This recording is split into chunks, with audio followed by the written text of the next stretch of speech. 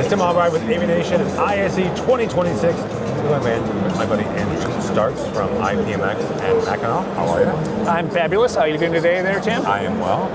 Absolutely. I have been looking forward to this interview. I know. I was just wondering if you had any questions for me today. I have plenty of questions. All right, then. So supposedly, okay. Rumor has it. You guys had, let's call it a plug fest. No. Okay, Tim. an interoperability test. No. That's a different thing. What do you want to call it? This is a certified testing event. That says that Yes. IPMX technology can work from brand A to brand B. Yes. So we've had plug fests and dirty hands events and clean hands events. And all what that is, but that's okay. So yeah, those are all different flavors of testing that basically, like, we think we got it right, we get together, we find out we did not have it right. That's the dirty hands. Yeah, those are like the dirty hands, and you just try to make it work at all costs, right? Then you have a clean hand events, which means that you have to bring it, you can't touch it, that sort of thing. Now, in the context of IPMX, we actually had quite a few of those kinds of different events here, but really we were trying to get to a point where we could hold a real certification event. And what that means is that we have an independent testing organization, in this case the EBU, the European Broadcasting Union, hosting the event. They have the testing administrators, and there's a test plan. It's an independent test plan not independent. We made the test plan, but they carried it out. They carried it out, and then every vendor is held to that test, and what they bring to the event has to pass the whole test all the way through, or they don't get certified. So, and how did it go? We got 11 manufacturers of IPMX certified products at the event, and because of the rules, basically if you have a product that goes through and that product is essentially the same implementation that you use in other products, then those other products can have that record. So they kind of come along. Yeah, they come along. Right. So 11 manufacturers and 58 products at launch.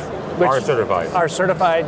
For interoperability. Interoperability, right. Using IPMX. Using IPMX, yep. Well, congratulations. Yeah, it's awesome. It really is. It's been like 6 years of working at this, and I think probably by year 2 or 3, I was, next year, and I think you told me next year a couple of times. Yeah, man, it's always next year. Got to keep it coming back. It's like my Bears. Okay, I'll give you that. I know. Well, it was my first day, Okay. So no, this is like, it takes a long time. I mean, going through this, now we're all wiser for it. Yeah. A lot of these guys, though, have been through the JTNM tested process, which is the process that they did for SMPTE 2110. Okay. So this is very, very similar to that work.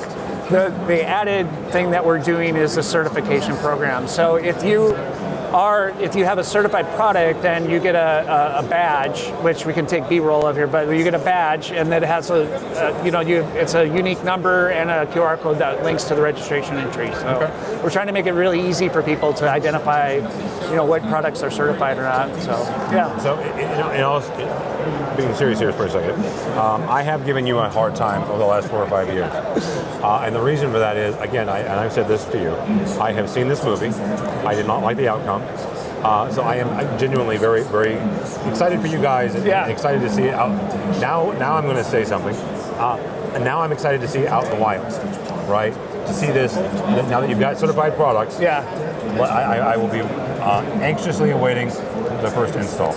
Well, I agree. So in that case, framing it in terms of IPMX certified, right? So you'd want to see IPMX certified products being sold into the market, right? Being sold in the market, installed, and working. Yeah. I mean, we do have that now with labs and little here's and there's, but like in terms of systems, that's fair, and I think that is what we're looking for too. Yeah. The other milestone, just since we're, displaying our hopes and dreams, is to have other manufacturers that are not. So like every manufacturer, pretty much, with the exception of a couple, most of the manufacturers were here since like day 0, right? And so they're all like part of building the standards up, and then and then in the last little bit, we had a couple that were added that were, they were making implementations kind of later in the stages.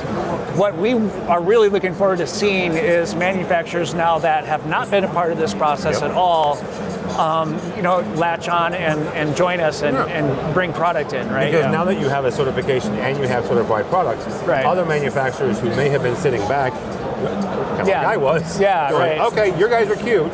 Yeah. Call me when this is fully done. Exactly. I think the other thing too that's kind of a little bit of a wind at our back is SMPTE 2110 and AES 67. Yeah. So given that we were so careful to make everything compatible or as compatible as possible with 2110, we do have a lot of products out there, like an existing ecosystem that we're already kind of able to latch onto, and a lot of the early interest in what we're doing is coming from people that have a big Pro AV need, but they also have a live production need too. Yeah. And so for them, it's just totally natural for them to pick this technology. And there are more and more of that happening because whether that's corporate, adding broadcast facilities, higher education with not just their internal for education purposes, but also for their own broadcast needs. Yeah.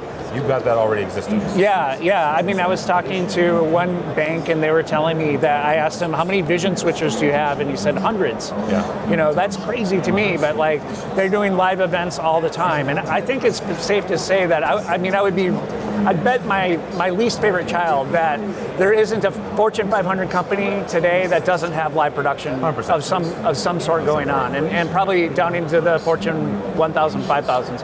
And then, as you mentioned, and college campuses and even school districts have been showing us forever how that's done. I mean, they do a ton of both. So, so we're super excited.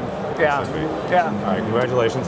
Somebody wants to find out about IPMX, how do they do that? Yeah, IPMX.io. Please come to that site. Visit there's a technical information site which has all of the documents, what makes up an IPMX device, what the testing process is like and all that. And then we also have a registry now too, which I mentioned. So that's where you can go and see all 48 products and soon to be more. So So somebody could take the design that they get from their integration partner and verify, yes, this is certified, no, this is not. Well, in fact, even the automated test suite and the test plan are available online too. Like literally everything that we do is available for people to look at and criticize or compliment.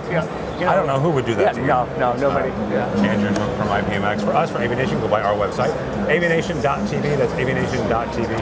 And follow along as we bring you more videos from the show floor of ISE 2026. All that and more at AVNation.tv. It's AVNation.tv.